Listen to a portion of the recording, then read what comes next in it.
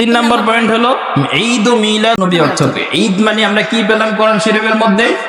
আনন্দ। হাদিসের মধ্যে কি পেলাম? আনন্দ, উৎসব। তাহলে ঈদ মানে আনন্দ পেলাম। মিলাদ মানে কি? মিলাদ মানে দুরূদ শরীফ পড়া। এই যে আমরা ঘরে মিলাদ পড়ি না, আজকে জেনে নেন মিলাদ মানে কি? জন্ম। মিলাদ মানে কি? জন্ম। মিলাদ মানে জন্ম। তাহলে এই যে ঘরে যে দোয়া করার জন্য নেন, মিলাদ বলা যাবে? কি বলতে হবে? দোয়া আছে, দোয়া করতে যাচ্ছি, কোথাও যাচ্ছি, দোয়ার জন্য যাচ্ছি, মিলাদ বলা যাবে? মিলাদ মানে হচ্ছে কেউ যদি কাউকে বলে যে মিলাদে যাচ্ছে, মিলাদ মানে কারো জন্মগ্রহণ করবে সেখানে, এরা অসুস্থর সময় জন্মগ্রহণ করবে, ওই সময় আমার কাজ কি, আপনার কাজ কি? তাহলে মিলাদ মানে কি পেলাম? জন্ম।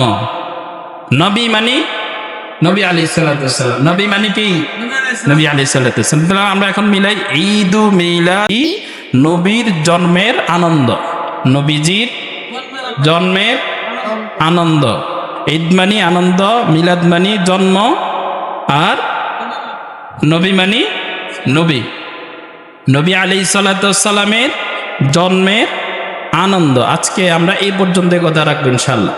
আগামী সপ্তাহে ইনশাল্লাহ বাকি যে পয়েন্টগুলো আছে সেগুলো নিয়ে আলোচনা করবো ইনশাল্লাহ। তাহলে আমরা কোথাও যাওয়ার জন্য গেলে মিলাদ বলা যাবে? কি বলতে হবে? দোয়ার জন্য গিয়েছি। ঈদ পেলাম কয়টা? কয়টা? এই যে ঈদ ও মিলাদুন নবী, তাহলে এটা যদি বলি কয় ঈদ হয়? কথা বলেন, কয় ঈদ হয়?